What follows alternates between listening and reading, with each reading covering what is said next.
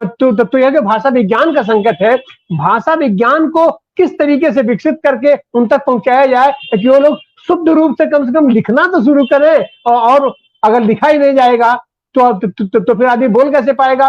तो ये 70-75 साल बीत जाने के बाद भी हमारी राजभाषा को हम इतना भी हम उसको विस्तृत विस्तार नहीं कर पाए कि उसके शुद्ध पठन पाठन की और उसके लिखने की हम व्यवस्था कर सके।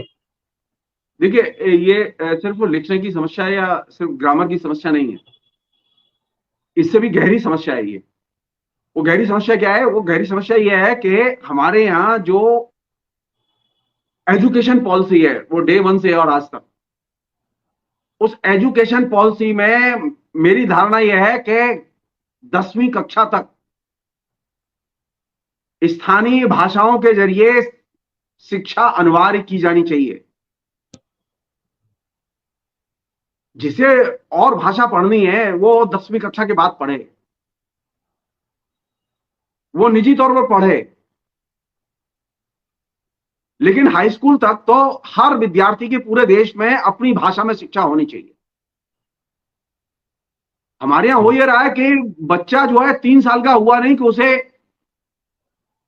केजी में भर्ती कर देते हैं और 3 साल से वो बस मम्मी और पापा बोलना शुरू कर देता है, ए फॉर एप्पल शुरू हो जाता है। तो ये जो एलिनेशन है, परिवेश में एक एलिनेटेड या एकदम पृथककृत भाषा का आना और उसका हमसे जुड़ना, ये अपने आप में सबसे बड़ी समस्या है, जिसको कि ये अभी हमारे हिंदुस्तान के लोग, पहले जो शासक थे वो भी नहीं समझने को तैयार है, ये भी समझने को तैयार नहीं है। मेरा मानना है कि बहुत ही साफ, जो लोग ये कहते हैं कि अगर बचपन से नहीं पढ़ी अंग्रेजी तो आगे कैसे पढ़ेंगे, मैं सिर्फ एक नमूना बता रहा हूं। मैं जवाहरलाल नेहरू विश्वविद्यालय में पढ़ा हूं, वहां पर फॉरेन लैंग्वेज में 12वीं कक्षा के बाद लोग दाखिला लेते हैं।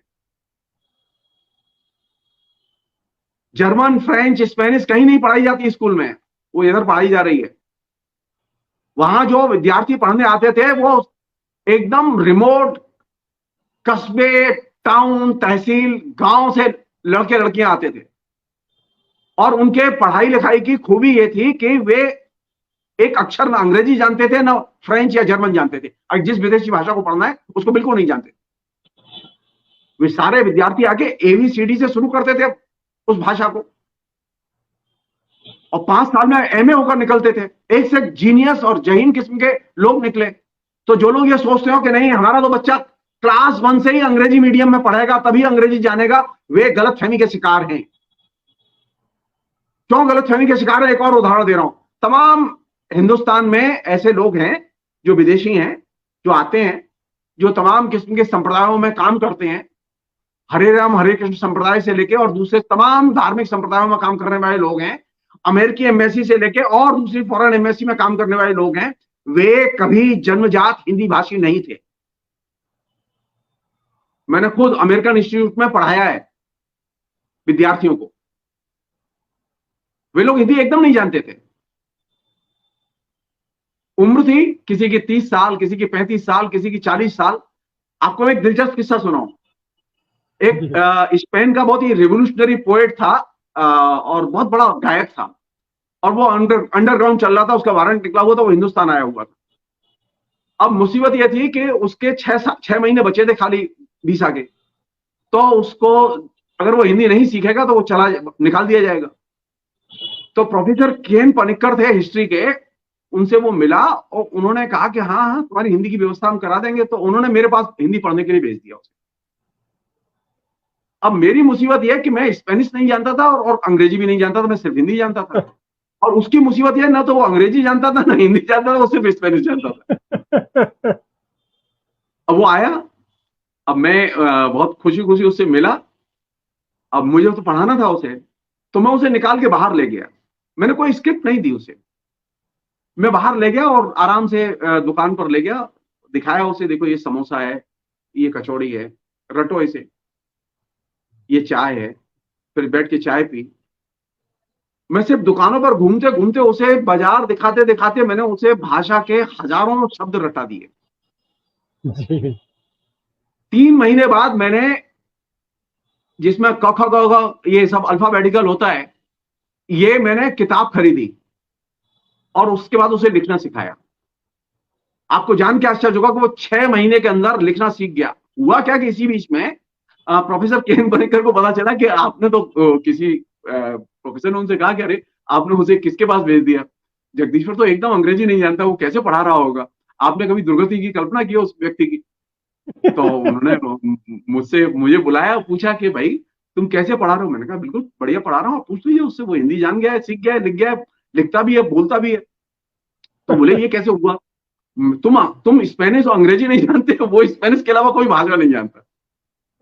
भाषा भाव और वस्तु के संदर्भ से तय होती है और कम्युनिकेट होती है, ग्रामर से नहीं। मैं समोसा देखूं तो समोसा को बोलना सीखूं, और समोसा को बोलना सीखूं तो मैं समोसा को जब पहचान जाऊंगा तो समोसा को ठीक लिखना भी सीख जाऊंगा।